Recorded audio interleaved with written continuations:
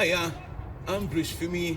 It's the 28th of January and welcome to today's episode of This Day in Scottish History.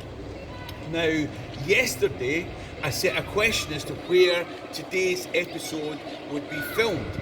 So kudos to Ewan Anderson and Ian Imrie for getting the answers to that correct. Even bigger kudos to Techelvester.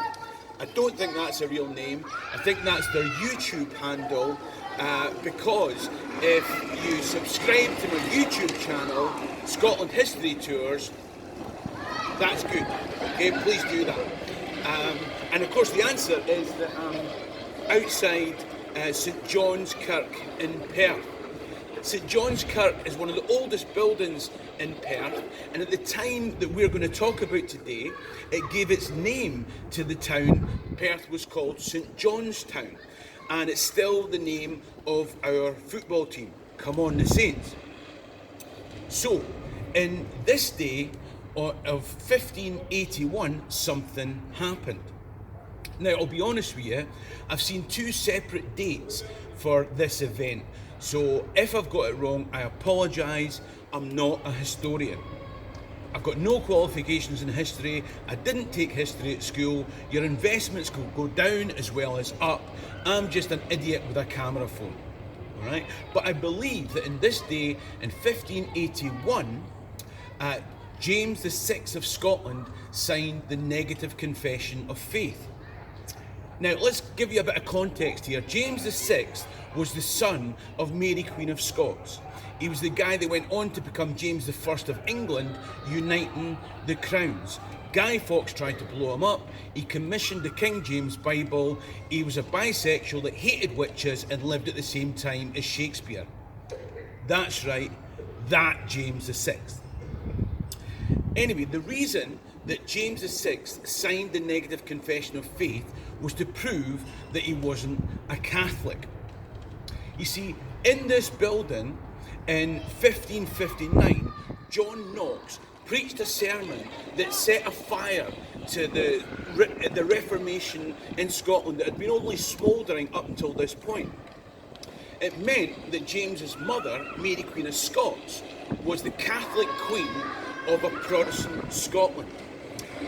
There was civil war and a lot of people, including Mary, got hurt. So 20 years after the events in that church, I'll be honest, I want to kill those kids on the bikes. 20 years after the events here in St John's Kirk, the Protestant lords wanted to make sure that James wasn't a Catholic like his mum. And James wanted to prove that he wasn't a Catholic like his mum. And some of you might be thinking, hold on, there's an awful lot of fighting between Catholics and Protestants in Scottish history. And it's true. I suppose you could sum up Scottish history by saying, we fought against the English, we fought amongst ourselves, we invented everything, have you seen the monster? That's right, that monster. Right? Scotland's got a wonderful, rich and varied history. I'm trying to run history tours. I'm standing in front of one of the key buildings in Scottish history. Within 15 miles of here, you've got Jacobite battle sites, a Roman camp, a German prisoner of war camp, Stone Age crannogs and stone circles, and an industrial revolution mill. And all people want to do is go to Loch Ness and look for an imaginary monster. Sorry. Obviously I'm joking. The monster's real. I've seen it myself. In fact, for the right price, I'll take you to Loch Ness and introduce you to the monster.